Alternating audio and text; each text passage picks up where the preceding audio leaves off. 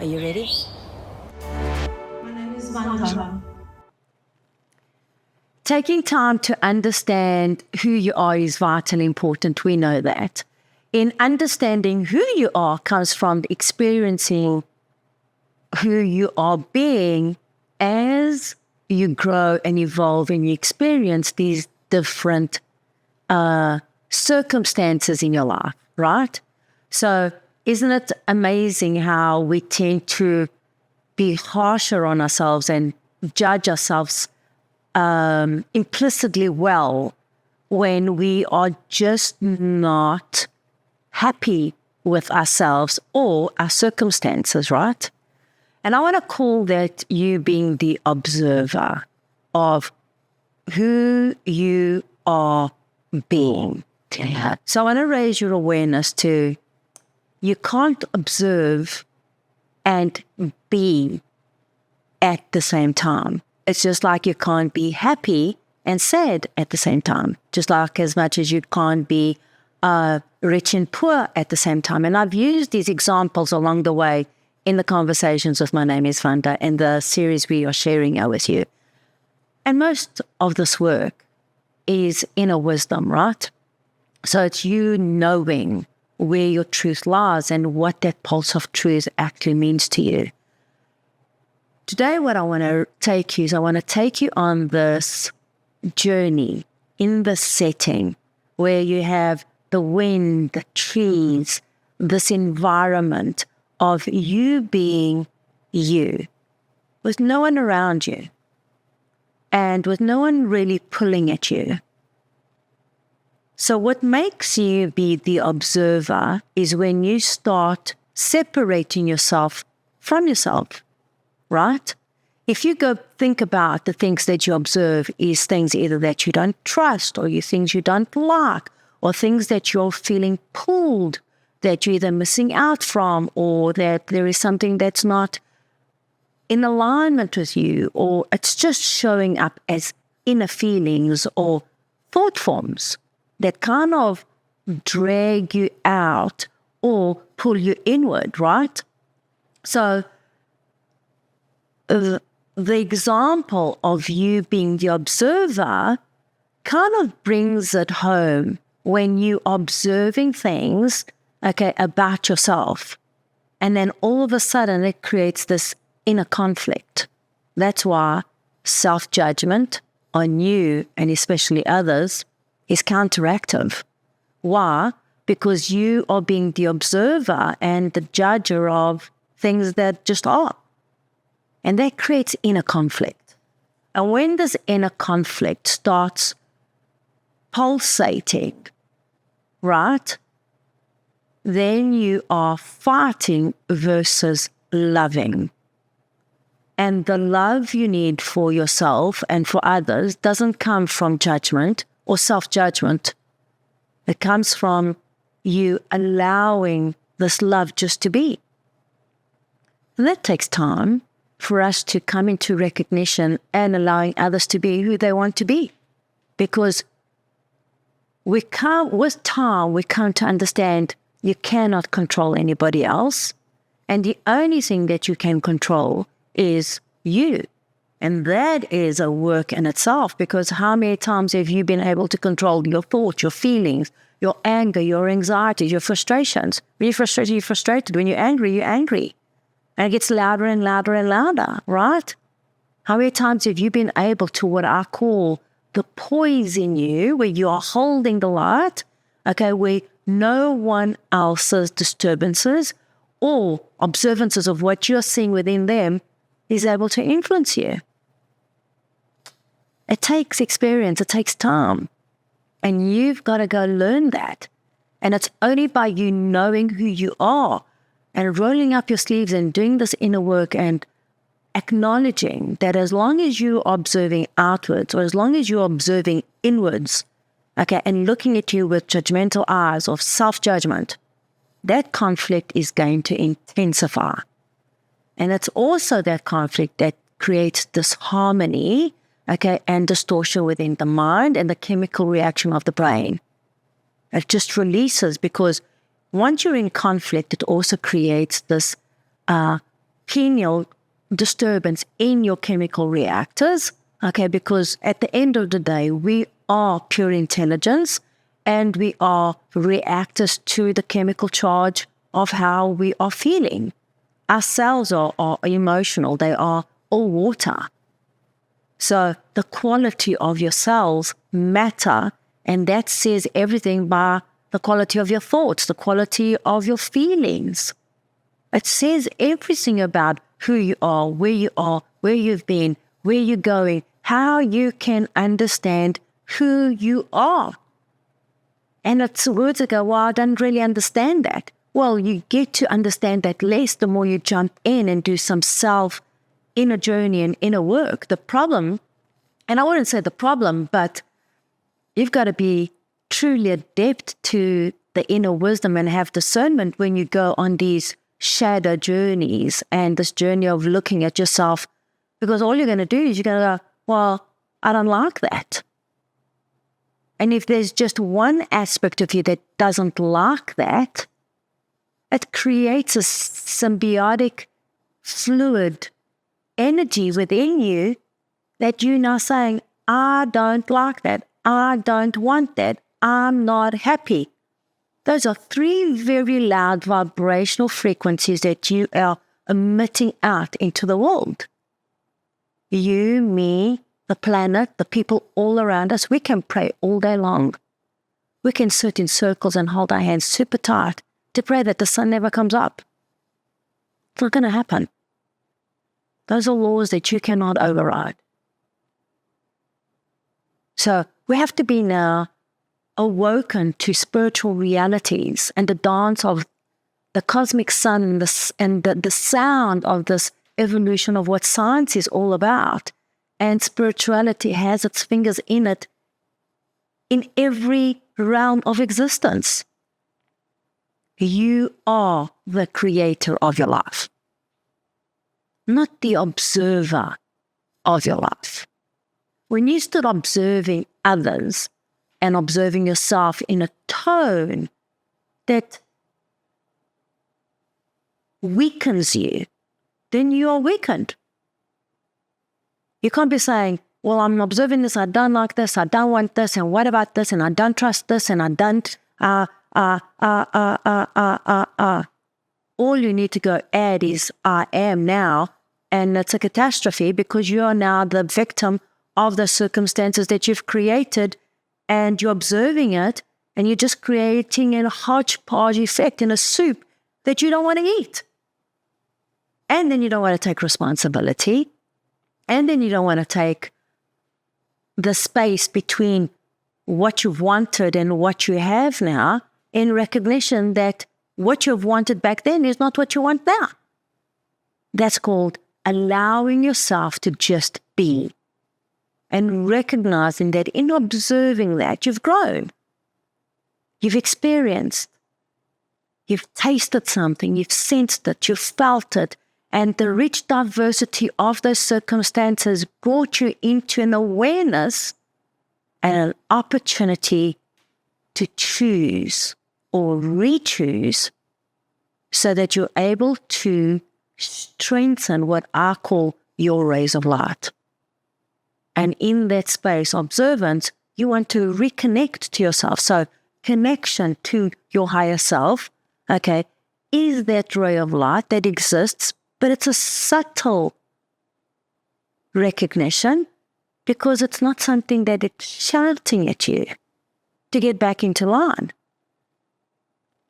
So if you catch yourself observing yourself and judging yourself and being a little bit harsher on yourself, learn to breathe that into a higher connection of self that simply allows the love for self to be.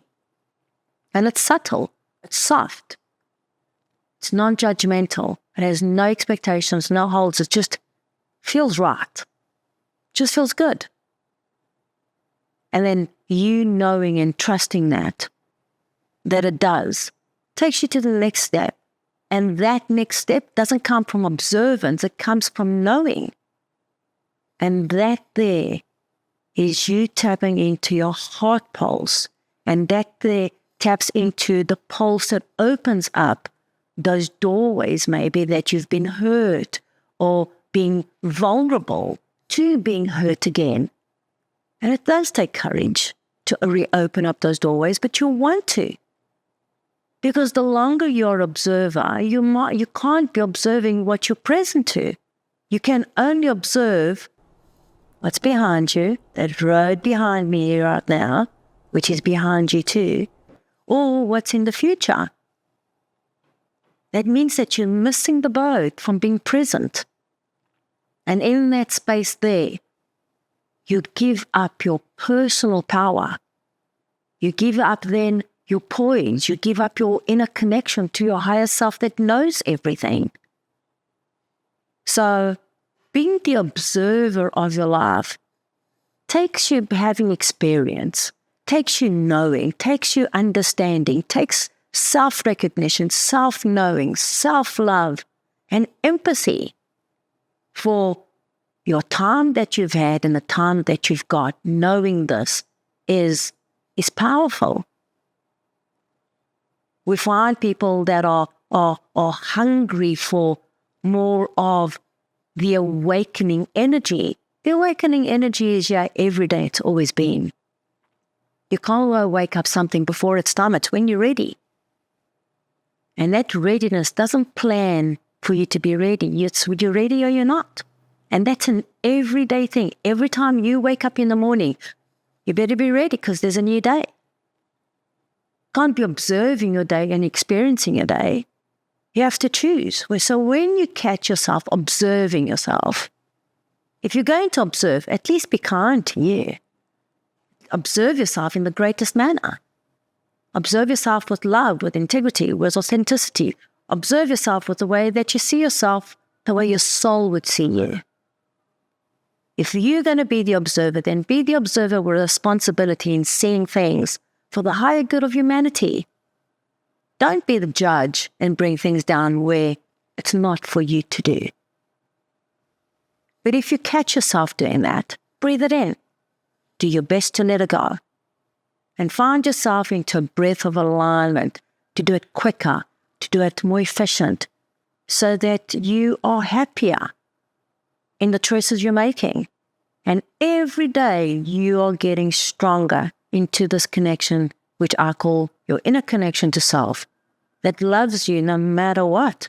You could have been the observer all your life long and in one moment get realigned into just being you, understanding your true essence and what it takes to tune into this beingness. It takes a lot of rays. It takes a lot of knowing. Because your mind is not your heart and your heart is not your mind, just as much as your heart and your mind are not your body. All those three things, and thinking and feeling and acting, are all necessary to have this rich life that we get to observe as we move along. And isn't it strange and mystical at the same time, and so fascinating is the word, that you can have a household with all your siblings, and each and every single one of us will have our own things we observe. We also have our own things that we are attracted to and draw to us, and how we see things and how we are connected and what we say and all those things. We will see it in different ways. So what's to say that the way you observe is the way others observe? It's not. If a mother and father that have true love for the children can't do it, it's not supposed to be that way, right? So look at the word observation. Feel the word in you being the observer. How does it feel to you? It's going to feel good.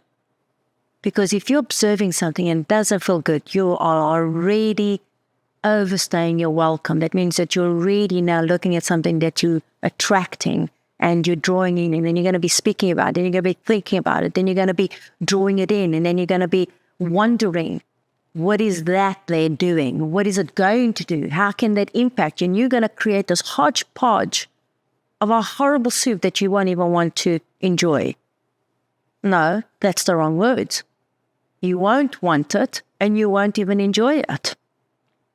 Because there's nothing that you don't want that you can enjoy. Unless you are in a space that you are depicting. Okay, sometimes you don't want to go do something and then you end up enjoying it. That's called resistance. That's not called observance. And then there's all these different words that we as humans have come up with because we are creatives. We love words. We're the word weavers. Now we have all these different languages. And then we have all these emojis now that are speaking for us. And then we have all these symbols and we have all these things. But the truth of what really speaks for us is our vibration, our energy. You know when it feels good and you know when it doesn't. As basic as that is, you need to know that, not observe it. And when you catch yourself observing that, well, you're one step in already. Bring yourself back. Breathe that back in so that you're able to take yourself into, okay, let's breathe this in. Let's let that go. Am I the observer of my life or am I the creator of my life? Am I experiencing my life or am I observing my life? Because for you to observe your life means that you're on the outside looking in, right? Inner reflection is not observance. Two very different things. So, how to bring it in? How do you bring this in? A simple breath, a fabulous, simple intention, being aware that moment by moment, you're sovereign to your choices. Moment by moment, you are the sorter of those thoughts